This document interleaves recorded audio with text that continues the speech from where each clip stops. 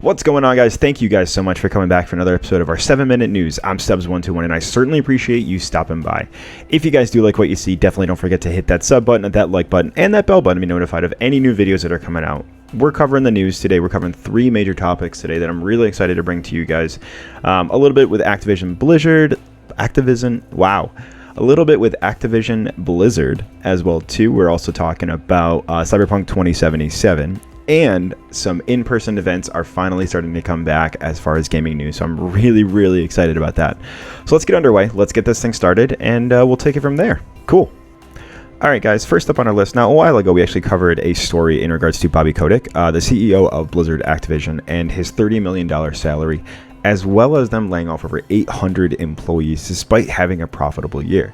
Now that, Blizzard has received a ton of heat for that, basically showing that, they're not really putting their money effectively in the right places, as well too as laying off and providing significant amount of crunch towards these employees that are still on to produce these games and to get them out in time.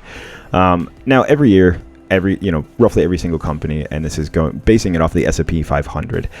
Basically, every company, they have what's known as a say on pay vote. Now, say on pay, it's basically a corporate term that essentially says a firm's shareholders can vote on the financial compensation for its executives. Basically, they say, this is what we're going to pay our CEOs. Do you guys approve of it? Do you guys not approve of it? And like I said, the S&P 500, generally it has favorable reviews for this, for this say on pay. The kind of the average for that is 88.6.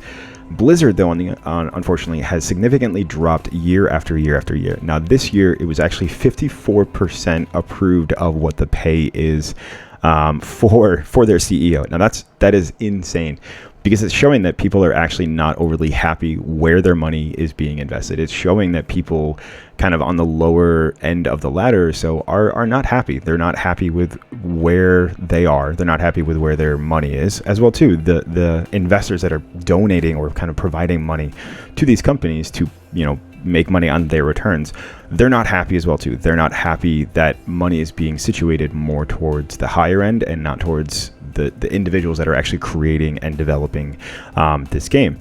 Now, like I said, a side note, basically, they have dropped significantly year after year after year, and it's good to see that people are starting to voice their concern over that. With that, though, personally, I think that it's a good thing. I think that it's a great thing that people are kind of starting to voice their opinion, that they're not happy with the way things are being run, that they're not happy with the way that they're being treated, and it shows. Basically, they let off over 800 employees despite having a profitable year. Like why? It kind of boggles my mind. There may have been something that they found that they had to do that. I don't know. But when you have a CEO receiving that much money despite having that layoff amount, that is huge. Now, with several notable investor groups coming out against basically this say on pay vote, like I said, 54%. That is barely passing in their view book. I guess above 50 is passing in their idea. CTW Investment considers the issue not settled despite the vote to pass. In a statement made to GI.biz, CTW Director of Executive Compensation Michael Varner expressed that the matter of pay scale at Activision Blizzard is not over. With only 54% of the votes cast in favor, the proposal nearly failed to receive majority support.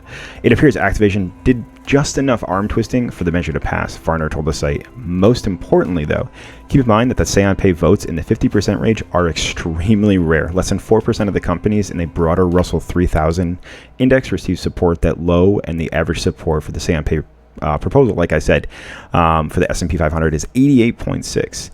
Now, he added as well, too, is that Activision will be expected to make further changes in response to a vote where 46% of shareholders expressed discontent that they will not be able to rest on their laurels solely with the changes they have made thus far to Mr. Kotick's pay.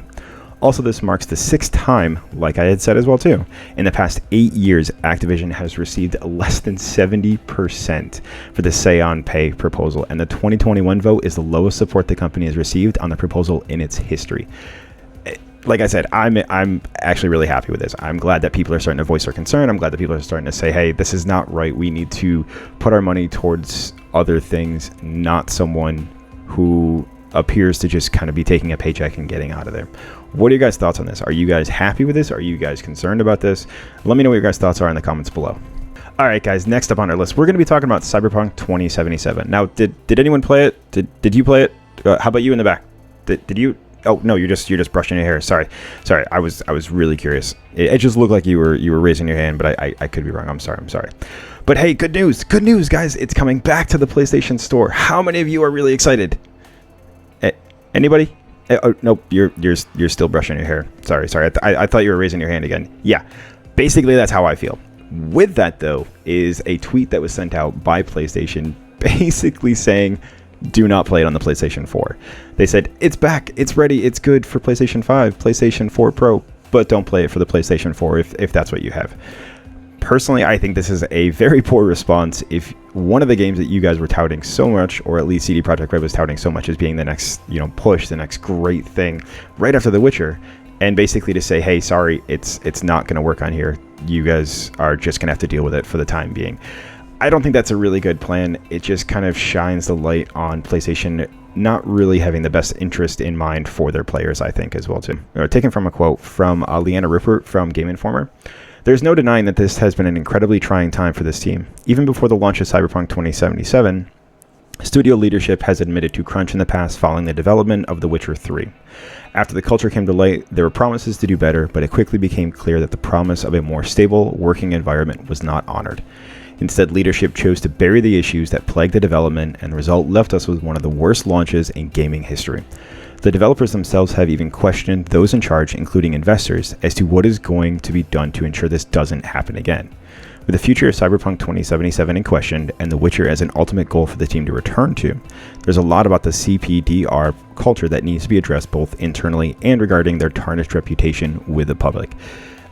That reputation has significantly tarnished because of Cyberpunk 2077, and I think PlayStation has kind of tarnished their reputation a little bit, but increased that tarnishing of their Cyberpunk's reputation as well too. Basically saying it's good for these, but it's not good for these. Sorry, you're just gonna have to suffer for the time being. I don't think that's the way that it should have been. I don't think so at all. I know that they're just trying to get it out there and to generate some profit that they can off of it still, but it was kind of a subpar game to begin with, so I don't really see a whole lot of people extensively going out to go get this game as well too. It's just something that I don't think that it was well planned. I don't think that it was well put out for the time being in regards to Cyberpunk 2077. That's just on me. What are your guys' thoughts?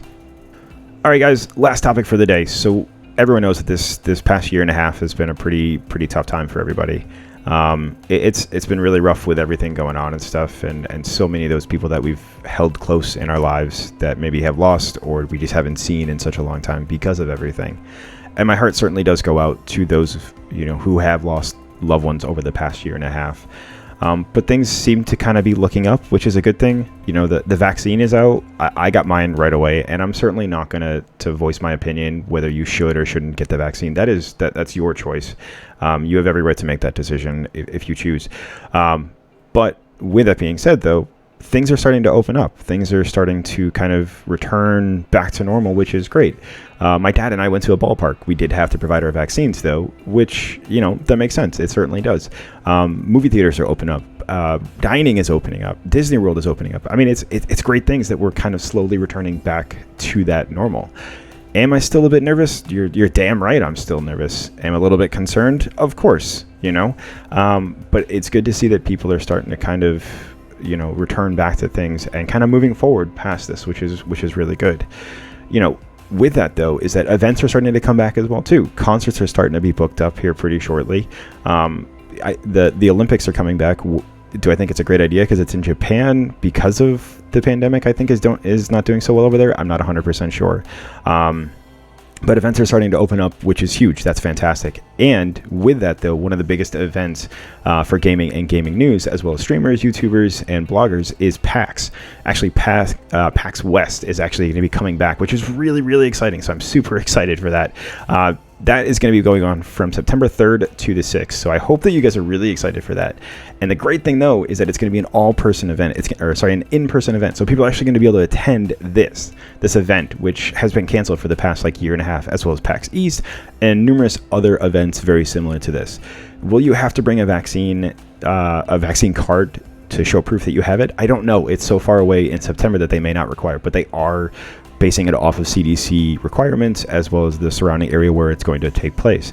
It's super exciting. I'm so excited for this because we're starting to return back to this kind of, position here as well too. Like my favorite thing, like LCS has started to return back to in studio, which is fantastic. They don't have fans yet, but we're getting there, which is really cool.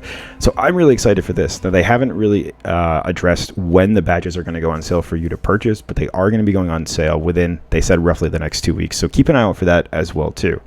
Now, are you guys concerned? Are you guys excited? Are you guys nervous about this? Like I said, I'm super concerned. I'm super nervous, but it is so far in September that I think most of us hopefully will have the vaccine by then. Fingers crossed. But again, I'm not going to voice my opinion about whether you should get the vaccine or not. I'm just excited that events are starting to open up and we're starting to get back to kind of this normal life as well too.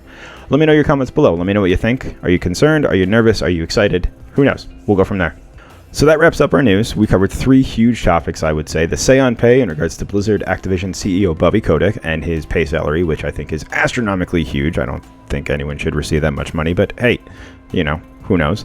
As well, too, Pax West is opening up. That's going to be September 3rd to the 6th, which I'm really excited for. You can most likely get your badges within the next 2 weeks, so that's really cool. And unfortunately, more sad news when it comes to Cyberpunk 2077.